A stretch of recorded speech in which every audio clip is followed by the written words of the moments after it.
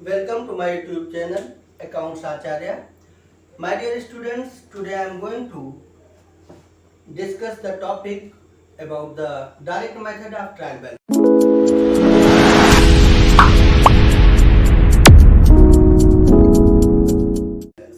देखिए last video में मैंने आपको पढ़ाया ट्रायल बैलेंस कैसे प्रिपेयर किया जाता है। एक तो जर्नल कर लीजिए, जर्नल करने के बाद उनके बैलेंसेज को कैलकुलेट करने के बाद हम उन बैलेंसेज से एक लिस्ट प्रिपेयर करते हैं जिसका नाम ट्रायल बैलेंस रखते हैं, राइट। दूसरा है टोटल मेथड, आपको बताया when all of the total of debit and total of credit both are not balanced, उनको बैलेंस नहीं करते बल्कि टोटल अमाउंट को ही ट्रायल बैलेंस के डेबिट और क्रेडिट में रख देते हैं, राइट। टोटल मेथड था बच्चों, this is direct method, this is very important for you all. और मैक्सिमम आपको जब आप फाइनल अकाउंट्स प्रिपेयर करने के लिए कोई भी ट्रायल बैलेंस एग्जाम में देते हैं या बुक्स में आपके होता है, ट्रायल बैलेंस ही गलत दे देते हैं और आपसे कहते हैं first of all prepare this trial balance. और आपके लिए भी हमें जरूरी है बताना कि आप जब कभी भी फाइनल अकाउंट्स बनाना शुरू करें उस समय ट्रायल बैलेंस को एक बार चेक जरूर कर लीजिए, क्योंकि हो सकता है ट्रायल बैलेंस गलत हो। अगर ट्रायल बैलेंस गलत होता है तो आपकी बैलेंस शीट कभी भी टैली नहीं करेगी।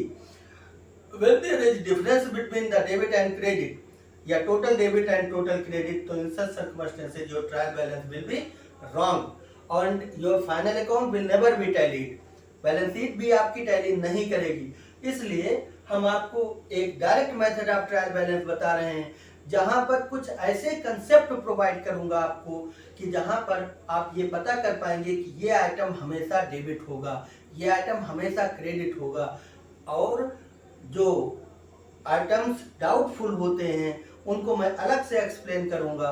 तो देखिए, ऑलवेज डेबिट ऑलवेज क्रेडिट, ये दो चीजें याद रखिए। ऑलवेज डेबिट, कौन कौन से ऐसे आइटम हैं जो हमेशा डेबिट हैं, और ऑलवेज क्रेडिट जो हमेशा क्रेडिट होते हैं। देखिए बच्चों, ऑलवेज डेबिट जैसे मैंने आपको जर्नल पढ़ाया, लेजर भी पढ़ाया, तो जर्नल और लेजर में भी आपको कुछ ऐसे एंट्रीज मिल गए हैं, ऐसे अकाउंट्स मिल गए हैं जो हमेशा डेबिट होते ही हैं और या हमेशा क्रेडिट होते हैं। फिर भी अगर आप भूल चुके हैं तो आइए हम आपको दोबारा मेमोराइज कराते हैं। देखिए, परचेज हमेशा डेबिट, परचेज रिटर्न हमेशा क्रेडिट, रिटर्न या रिटर्न आउटवर्ड हमेशा क्रेडिट, सेल्स हमेशा क्रेडिट, तो सेल्स रिटर्न या रिटर्न इनवर्ड हमेशा डेबिट, कैपिटल हमेशा क्रेडिट होती है तो ड्राइंग हमेशा डेबिट होती है, ड्राइंग हमेशा डेबिट होती है।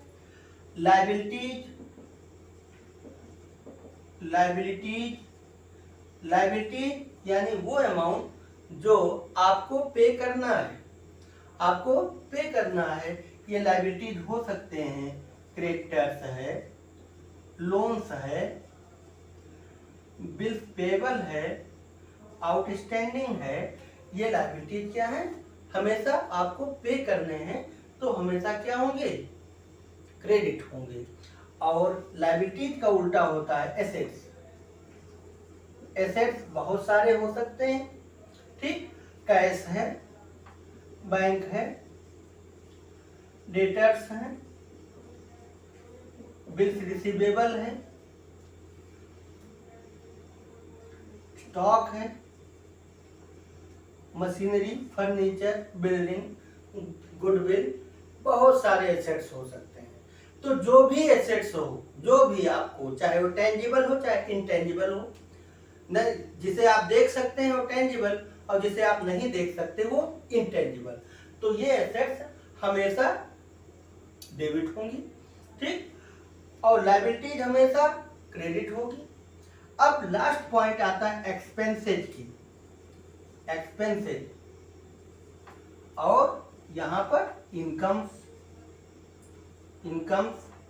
तो expenses salary, wages, rent, stationery, postage, telegram, selling expense, advertisement expenses, बहुत सारे खर्चे, different expenses whatever used in the operation of business, जो भी बिजनेस के ऑपरेशन में यूज किया गया वो सभी क्या है, एक्सपेंसेस हैं। तो एक्सपेंसेस हमेशा डेबिट, इनकम्स जो आपको मिला है वो क्रेडिट, ठीक, तो इनकम्स क्रेडिट। तो ये बच्चों अपने मेमोरी में हमेशा के लिए फीड रखो कि ये हमेशा डेबिट होते हैं, हमेशा क्रेडिट होते हैं। कुछ डाउट्स होते हैं, डाउटफुल एंट्रीज होती हैं, अकाउंट्स होते हैं जिनको देखिए, जैसे रेंट है, अब ये नहीं समझ में आया कि ये रेंट मिला है कि रेंट दिया गया है। डिस्काउंट है, इंटरेस्ट ऑन लोन है, लोन्स हैं,